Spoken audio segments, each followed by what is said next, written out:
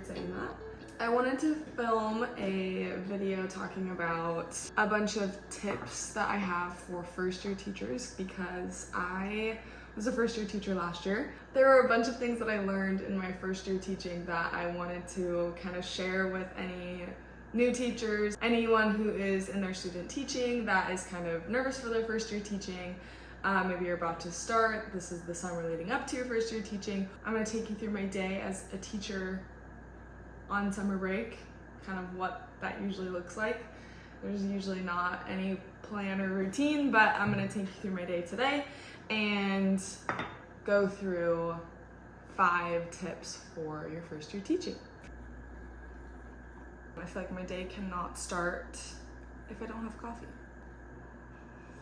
My first tip is to ask for help. I wish that I would have asked for more help last year. I am fortunate enough to work at a school where I have some really awesome colleagues. I teach 7th grade life science, and so I teach all of the 7th graders for life science. So there's no other teachers that I necessarily have to collaborate with as far as like what content I'm teaching. I have to make sure that it vertically aligns with 6th grade and 8th grade, but as far as what I actually teach, I really get to decide for myself as long as it aligns with our standards. I always had, especially at the beginning of the school year, with it being my first year teaching, I had so many teachers ask if I needed any help. They're like, if you need anything at all, please reach out, please ask. I don't know if it's just my personality, but I didn't ask. I never asked for help really. Unless it was something that I actually really didn't know and couldn't figure out on my own. I definitely recommend asking for help, especially like I was saying at my school. I'm very fortunate with the colleagues that I work with. They are super awesome, super helpful, and especially the 6th grade teacher, I worked right next door to her. Our classrooms were right next to each other, and she's like 2 years away from retiring. So me being very new, brand new teacher, and her being a very experienced teacher, she was always coming in and asking if I needed any help, so that definitely helped me ask for help. But that is probably, I would say, my number one tip is to not pretend like you have everything figured out, and it's okay to get help. Whether that is getting help as far as what you're teaching and getting resources from other teachers, especially things like getting stuff from Teachers Pay Teachers, or taking old resources from maybe the teacher from before you, so like whatever teacher you are taking over for, getting resources from them. That is a version of getting help. Super important. I know I probably did way more work than I probably needed to my first year teaching because I wanted to do everything on my own and I didn't want to get any help. But especially in your first year, get help, get resources from other teachers. It's super, super important that you don't burn yourself out by trying to do it all yourself.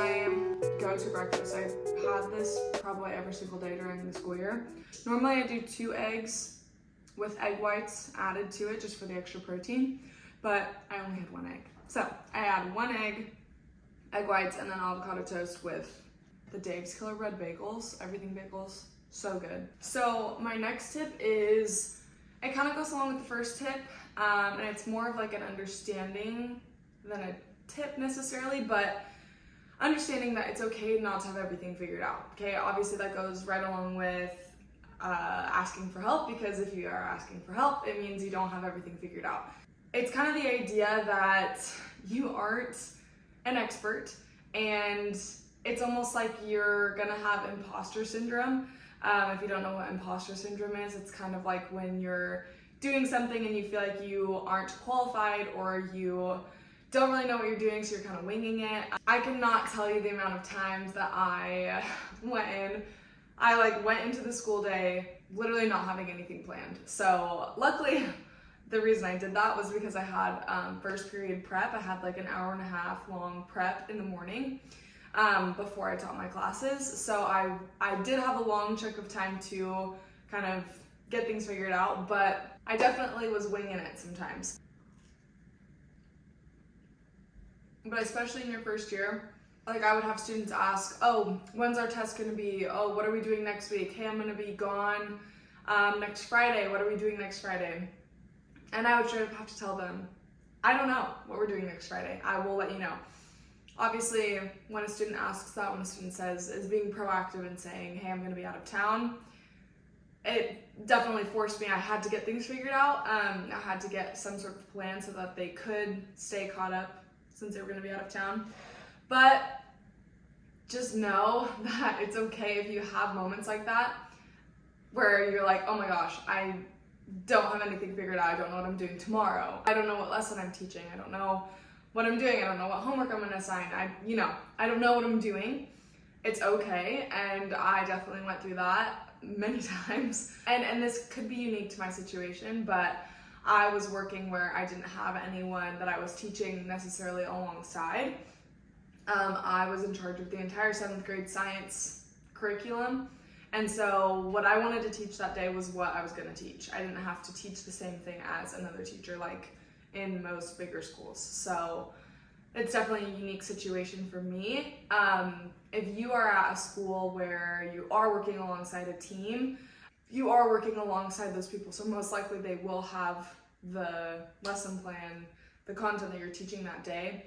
But if you're in the unique situation like for me, where I'm teaching the entire grade for that subject, and there's no other teachers teaching that subject for that grade specifically, you kind of have the flexibility and the freedom to kind of figure it out on your own. There were many teachers who kind of told me this phrase that kind of stuck with me, but you only have to be one day ahead of the students is what they always said. It's okay to not know what you're teaching in 2 days, but if you have the plan for the next day, just focus on that, okay? Kind of go one day at a time, because once you do that for an entire school year, that you have your plan or your outline of your plan for next year. So it makes it a lot easier. Like, I'm super excited to go into year 2 because I'm gonna have my plan from last year that I'm gonna tweak and still change and make it better, but I'm gonna have the general outline of what I'm doing next year already done. So if you're going into your first year and you're kind of nervous about that, you don't really necessarily have a plan, or you only have just a brief outline of a plan, just know that it's okay to take it one day at a time and just be one day ahead of the students as far as lesson planning goes.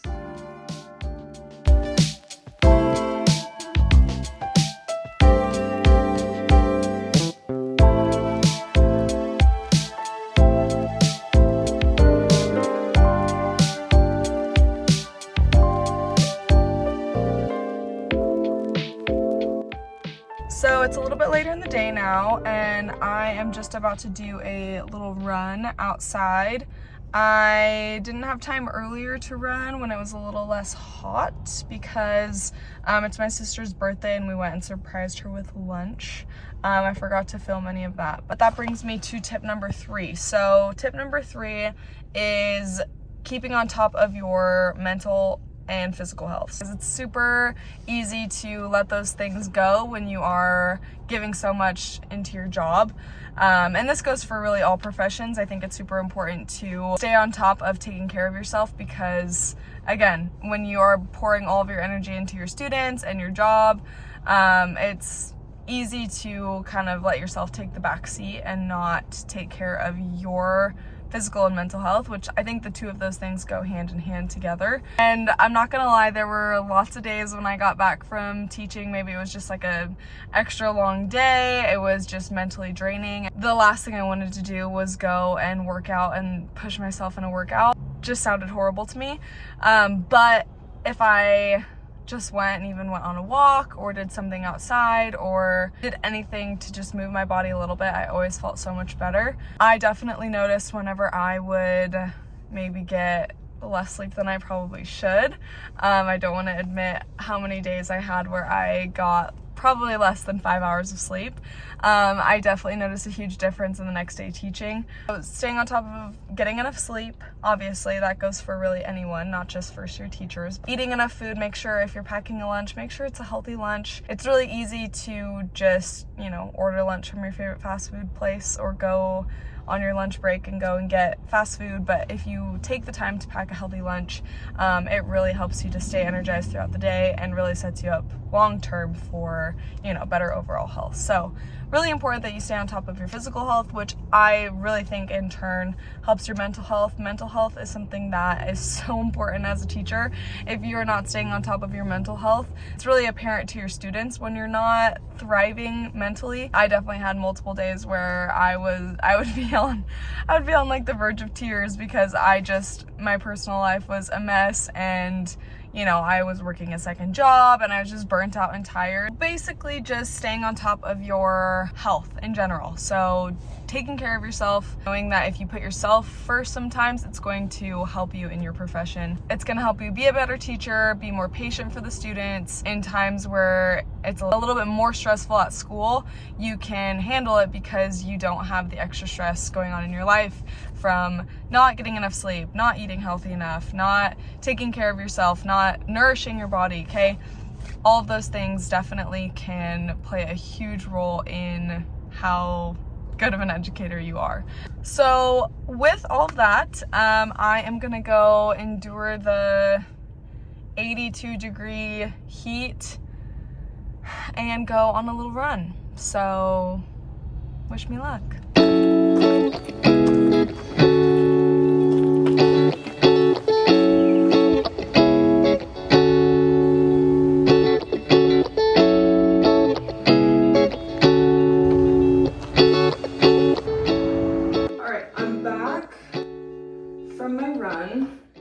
I did a little body shower and now I'm getting ready because we're having a little family dinner for my sister for her birthday. So my hair's a little bit sweaty still. So I'm gonna put it in probably my all-time favorite hairstyle for teaching during the school year was a slick back ponytail. So that's what I'm gonna be rocking tonight. I wanted to talk about tip number 4. I think we're on tip number 4, is having a work-life balance. So you probably have heard this before, and it's, again, something that's applicable to other professions as well.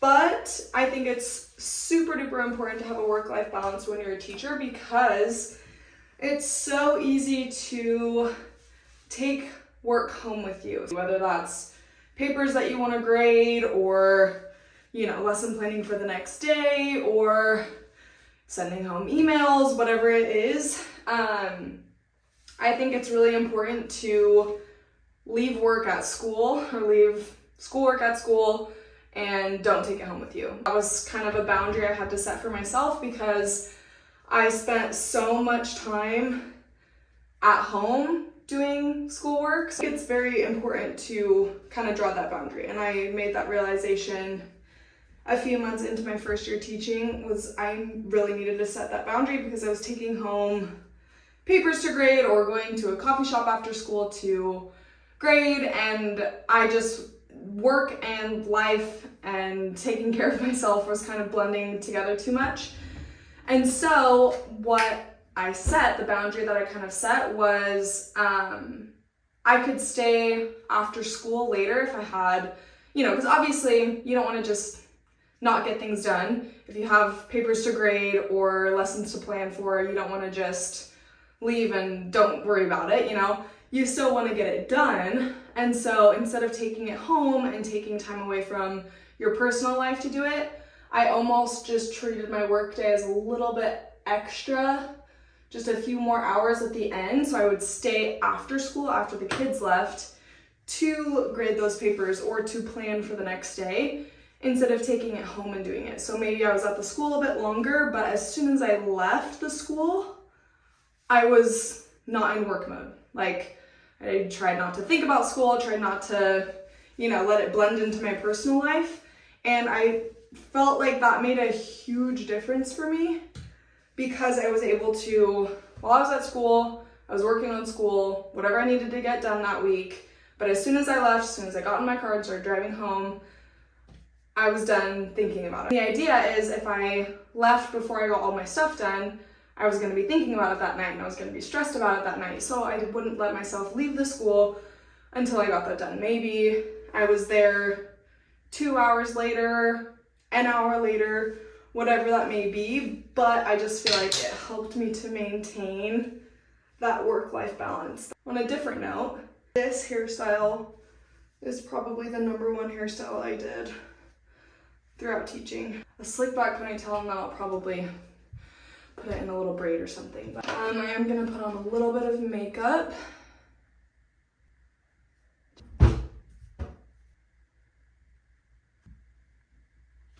And I always go in with a bit of bronzer. Especially because I feel like my body is a lot tanner than my face. So I definitely try to bronze up my face a little bit. And this is pretty much all I did for the school year too. So some concealer, maybe a little foundation, and mascara.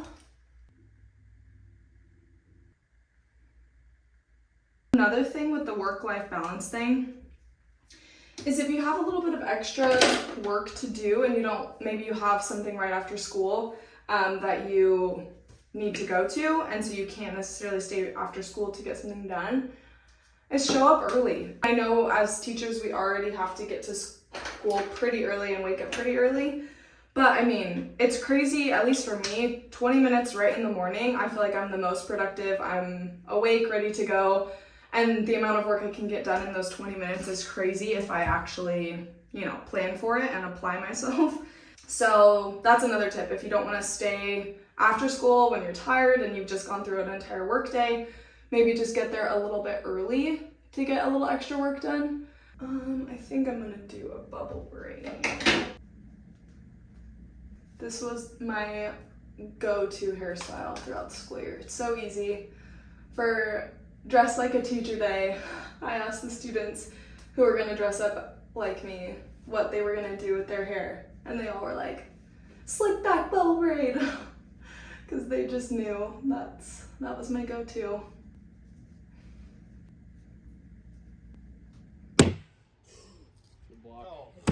I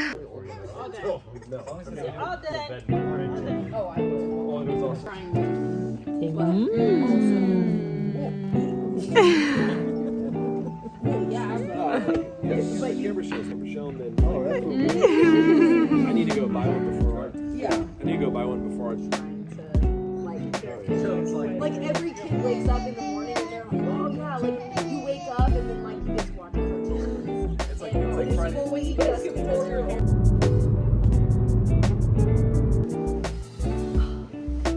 Alright, I'm back home now after my sister's birthday party, and it was so much fun. It was a very wholesome night. But I wanted to end off the video with my last tip. Aside from all of the things that you can do for yourself to kind of help you be a better educator, really what it comes down to is you are showing up every day for your kids. You could show up energized and ready to go, best version of yourself, and if you don't connect with those kids, there's gonna be kind of a missing piece to the puzzle of being probably the best educator you can be.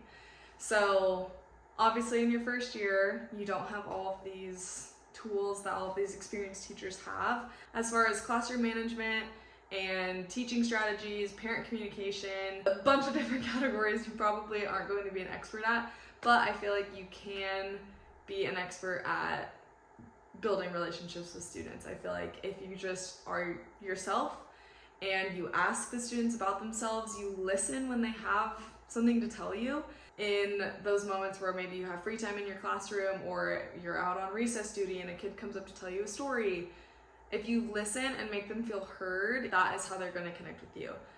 Better yet, if you ask them the next day, or if they're like, oh hey, this weekend I'm gonna go to a soccer tournament, and they get back on Monday and you ask them how their tournament went, that's gonna mean the world to them, okay? So I feel like if you take a little bit extra time to kind of build those habits of checking in with the students and building those connections, I feel like it's honestly one of the most important things. So tip number 5 is student relationships and making those connections with students, especially in your first year when you're still learning a lot of the basics of teaching, you know. So thank you so much for watching this video. I had a really fun time making it, and I hope that it can benefit at least a couple people out there. I know that all of these tips are things I'm going to apply to year number 2 coming up at the end of the summer. I plan to make more teacher content this summer and just put out more videos that kind of have to deal with teaching. I think it's going to be fun, so if you want to follow along that, go ahead and subscribe. Hope to see you guys soon in my next video.